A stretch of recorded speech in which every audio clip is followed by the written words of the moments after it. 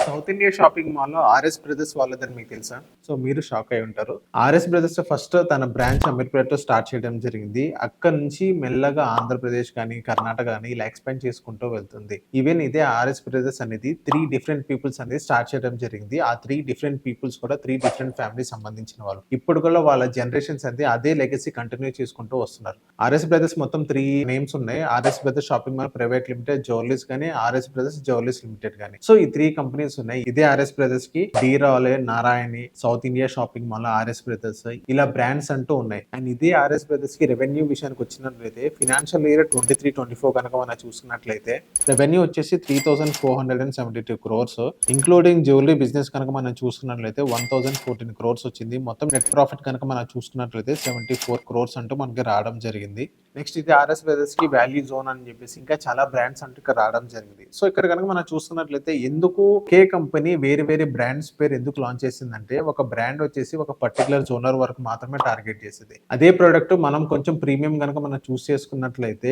ప్రొడక్ట్‌లో అక్కడ దమ్ము మార్చి గాని, ఆ మార్కెటింగ్ స్ట్రాటజీ యూజ్ చేసి గాని, ఆ నేమ్ కూడా మనం చేంజ్ చేసుకున్నట్లయితే వేరే సెక్టర్ పీపుల్స్ దానికి అట్రాక్ట్ అవుతారు. సో, అందుకే ఒకే కంపెనీ 2 బ్రాండ్స్ అనేది లాంచ్ చేస్తారు. సో, ఎందుకు మార్కెట్‌ని ఎక్వైర్ చేసుకోవడానికి. సో, ఇలాంటి కేస్ స్టడీస్ కోసం మా పేజ్‌ని ఫాలో అవ్వండి.